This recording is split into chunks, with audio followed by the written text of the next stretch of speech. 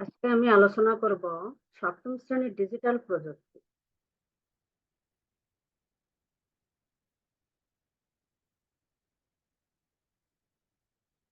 শিখন অভিজ্ঞতা এক, ডিজিটাল সময়ের তথ্য।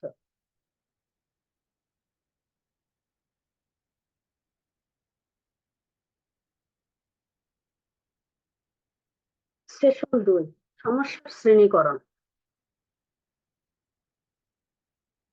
আমরা একটু ভেবে দেখলে বুঝতে পারবো পৃথিবীর সব আবিষ্কারের শুরু কিন্তু সমস্যা সমাধান করতে গিয়ে। মানুষ বিভিন্ন রকম সমস্যার মুখোমুখি হয়েছে, আর সেটা সমাধান করতে গিয়ে আবিষ্কৃত হচ্ছে নতুন কিছু। তাই নতুন কিছু তৈরি করার প্রথম ধাপই হচ্ছে সমস্যা চিহ্নিত করতে পারা। আজকে আমরা বাড়ি থেকে করে আনা আমাদের সমস্যাগুলো একসঙ্গে করব। তারপর সিদ্ধান্ত নিব যে কোন সমস্যাটি নিয়ে আমরা কাজ শুরু করতে পারি। সমস্যাগুলো একসঙ্গে করার জন্য আমরা আজকে কাজ করব ওয়ার্ড প্রসেসিং এর মাধ্যমে। বর্ণমালা, শব্দ, চিত্র, ছবি ইত্যাদির সমন্বয়ে কম্পিউটার বা মোবাইল ব্যবহার করে কোনো ডকুমেন্ট, দলিল তৈরি করার প্রক্রিয়াই হচ্ছে word processing. Microsoft Word, Notepad, LaTeX ইত্যাদি বিভিন্ন সফটওয়্যারের মাধ্যমে ওয়ার্ড প্রসেসিং করা যায়।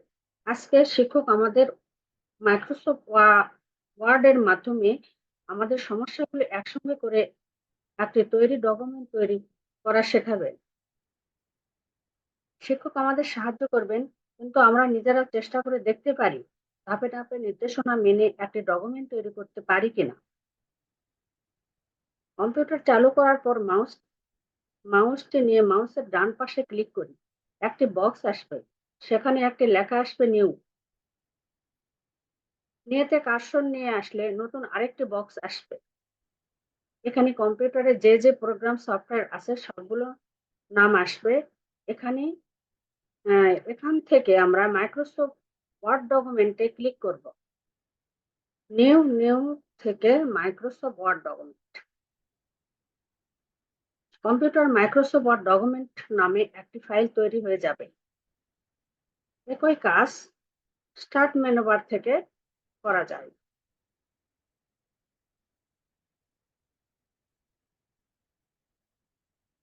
কম্পিউটার চালু করে কম্পিউটার রাইট বাটনে ক্লিক করে নিয়ে কার্সর রাখলে আর একটি বক্স আসবে। এখানে কম্পিউটার যে প্রোগ্রাম সফটওয়্যার আছে সবগুলোর নাম আসবে। এই যে সবগুলোর নাম আসছে। এখান থেকে আমরা মাইক্রোসফট অফিস ওয়ার্ড ডকুমেন্টে ক্লিক করব।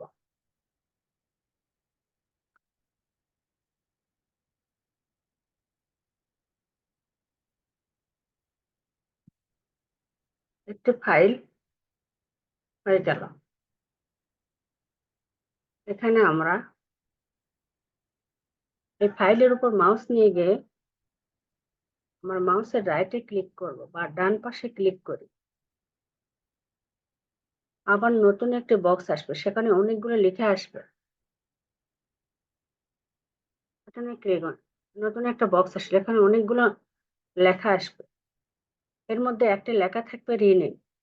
রিনের উপর ক্লিক করলে আমার তৈরি হওয়া ফাইলটির নামের উপর কার্সর চলে আসবে। কার্সর চলে আসলো, নামের উপর কার্সর চলে আসলো।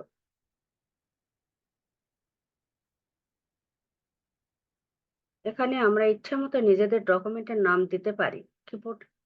কিবোর্ডের যে অক্ষরগুলো আছে সেগুলো টাইপ করে আমরা আমার নাম দিতে পারি। এখানে আমি আমার ডকুমেন্টের নাম দেব লুবনা।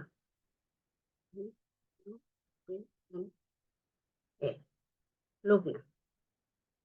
আমাদের একটা ডকুমেন্ট ফাইল তৈরি হলো। ডকুমেন্ট ফাইল তৈরি হলো। ডকুমেন্ট ফাইলের উপরে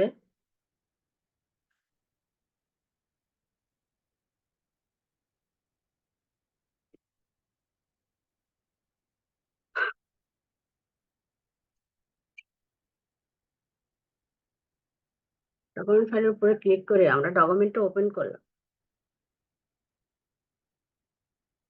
এবার আমরা আমাদের লক্ষ্যদলকে প্রশ্ন করে নিয়ে আসা চিহ্নিত সমস্যাগুলো ফাইলে লিখব।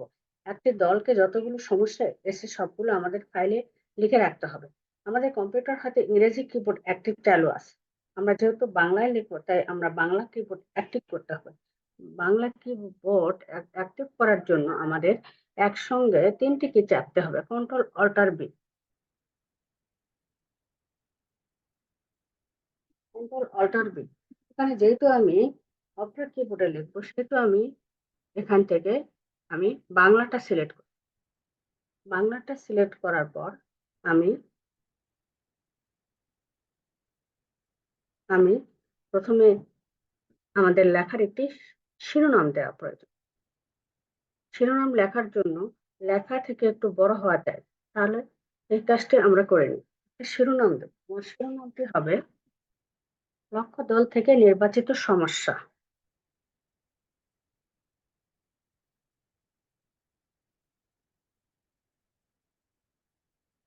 লক্ষ্য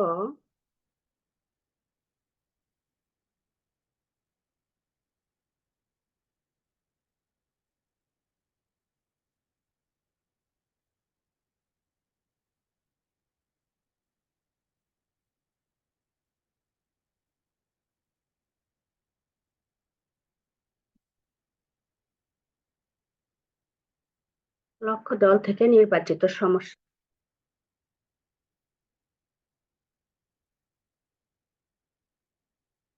শিরোনামটি লিখে আমরা মাউসের বাম পাশ চেপে ধরে পুরোটি অংশ সিলেক্ট করে নেব। তারপর বাম পাশের ফন্টের আকার প্রয়োজন মতো বাড়িয়ে নেব। তারপর সিলেক্ট করে বাম পাশের ফন্টের আকার প্রয়োজন মতো বাড়িয়ে নেব। আমি কত বড় করতে চাই সে মানে আমি ক্লিক করব।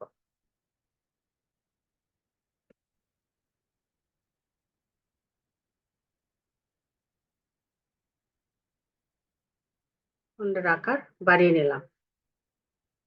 পরে যদি আমি শিরোনামটা একটু বড় বা মোটা করতে চাই তাহলে আমি লেখাটিকে সিলেক্ট করে কিবোর্ড থেকে কন্ট্রোল বি অথবা এই যে পাশে বি তে ক্লিক করলে আমার লেখাটা মোটা হয়ে গেল, বোল্ড হয়ে গেল।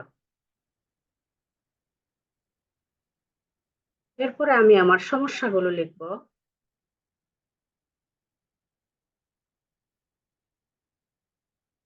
এক নম্বর সমস্যা হচ্ছে এলাকার বাল্য বিবাহ বেড়ে যাওয়া।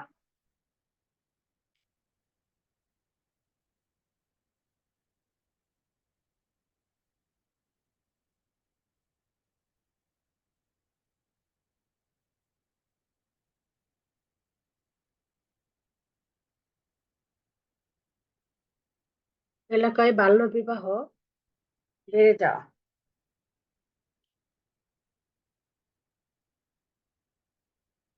বিদ্যালয়ের সামনে বখাটেদের উৎপাত।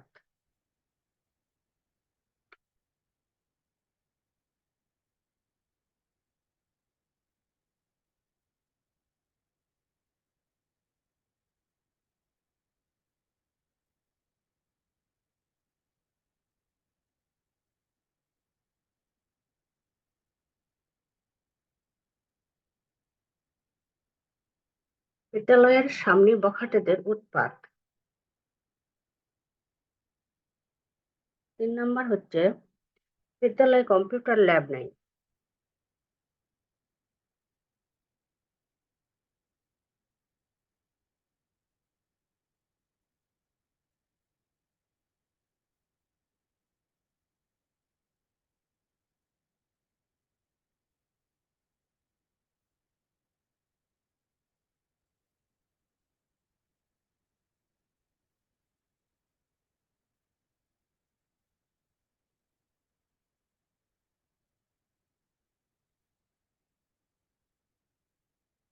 বিদ্যালয়ে কম্পিউটার ল্যাব নেই। শিরোনাম লেখা হয়ে গেলে নিচে 1, 2, 3 নম্বর দিয়ে নিজেদের সমস্যাগুলি এক এক করে লিখে ফেলুন। আমাদের লেখা হয়ে গেল। আজকের ক্লাসে সবাইকে ধন্যবাদ।